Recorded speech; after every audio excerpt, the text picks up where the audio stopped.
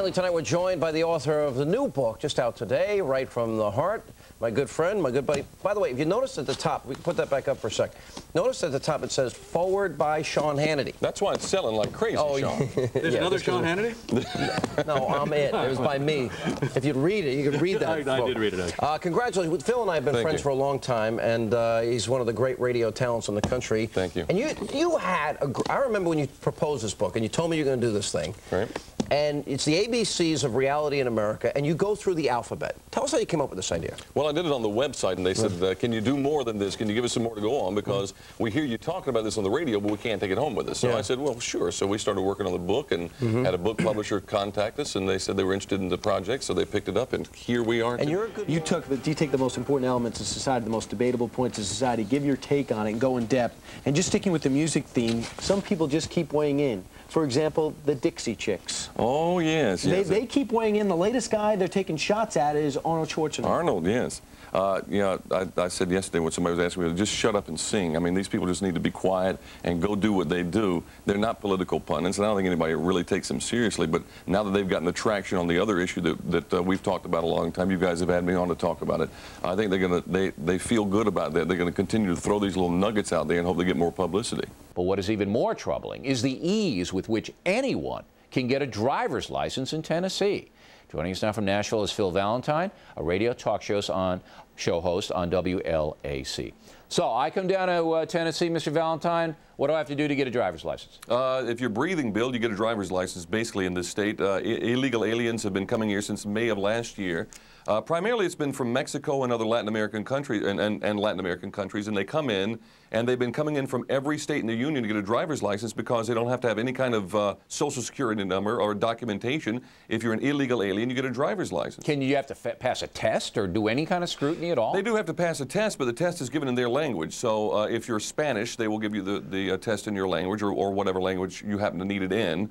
There are translators there, which leads me to wonder how they're going to read the road signs once they get on the roads and how that's going to make the states safer, because ostensibly that's what this bill was all about. All right, so anyone, they don't have to prove citizenship. They could just come in and say to the state of Tennessee, I'd like to drive a car, take a written test, and do they have to get in the car and actually drive? My understanding, I asked this the other day, and they said that they do have to take a driving test, but there have been so many lined up at the driver's testing stations that I can't see how they're testing all of them.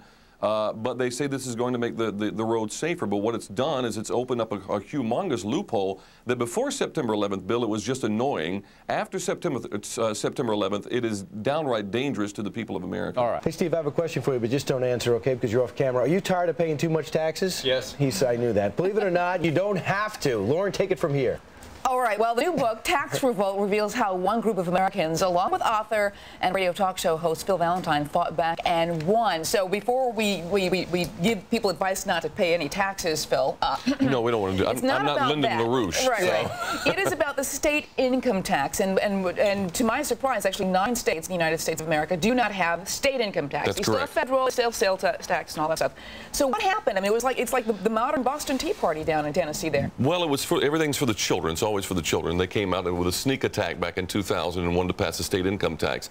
I was alerted by one of my moles inside the state legislature they were going to do this, so we rallied the troops, as it were, through talk radio.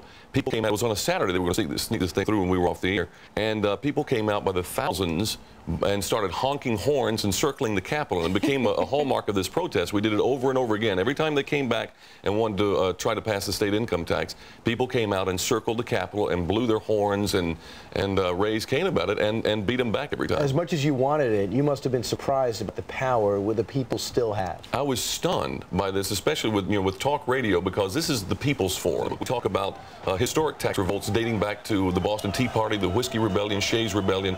All of these have something in common, and that is when the government tries to push people too fast, too far, and they fight back. And the citizens can fight back, and we show them how to do that in the book. Yes, there they were. For all the world to see the other night, the Dixie Chicks letting their music speak for itself as they return to a U.S. concert stage for the first time to resounding support. We'll find out. Well, it was jam-packed there. Sure. Yeah, sold out. Some people may have sold their tickets to other people who were in support of the Dixie Chicks. But the big question is, yes, is all forgiven after Natalie Maine's controversial comment about President Bush. Well, Phil Valentine is a talk radio host at News Radio 1510 WLAC in Nashville. And Phil, good to see you again. Good morning. How are you? I don't think I've talked to you since the big concert the other night in South Carolina. It was jam-packed. They got a good response. They said, Natalie said, okay, if you're here to boo, we're going to give you 15 seconds to boo. Nobody booed. What do you think, Phil? What you said, I think, was probably right on. I think a lot of people may have sold their tickets or given their tickets away to actual Dixie Chicks fans. And look, you're going to be able to find, I don't know how many that venue held, what, 20,000, 15,000. You'll be able to scare up 15,000 in the state to go see the Dixie Chicks. I think what the long term is how the record sale is going to be and how they're going to do when they go to Dallas on the 6th of July, right after the 4th of July, to see how they do in their own home state with George Bush's home state. I'm really going to be interested in watching that show in Dallas. Boy, that's going to be Phil, they've weathered controversy before, though, with the Earl song, and their fans stood behind them then. Is there any reason to think that they won't continue to stand behind them now?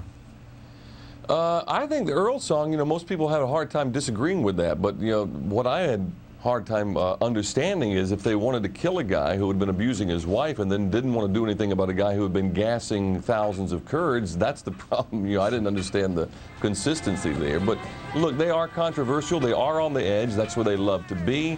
And maybe they found a new niche here with some people who love that kind of back talk and that kind of sassy music. You took a little bit of heat, even though you're in Tennessee? Oh, well, you know, with some conservatives, and I think that Trent Lott was out of line with his comments, and I think he needed the Republican Party needs a face like Bill Frist, and I think it's a face of inclusion. It's an intelligent face. Not that Trent Lott wasn't intelligent, but I think that it's a new direction for the Republican Party. I think it's a strong direction they need to go in. Phil, thank you for your face and your voice. You make me sound like a girl, though. That's the only problem. News Radio 1510 WLAC AM. Phil Valentine, thank you. And thank you, Mike.